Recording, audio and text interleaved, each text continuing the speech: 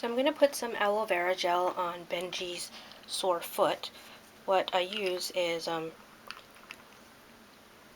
cut a little piece off the plant that we have in our backyard here and scrape the gel out into a container that I can seal overnight so that it doesn't get wasted after just one use. And then I will use Q-tips or cotton bud tips for applying it. When I have everything all set up, including loading some gel on the Q-tip already, I get the budgie and go ahead and apply it. Benji doesn't usually fight me. See, he lets me put it on.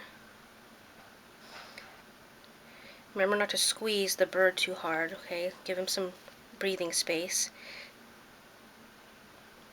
And then I kind of blow on it a little bit. There you go. See? There you go.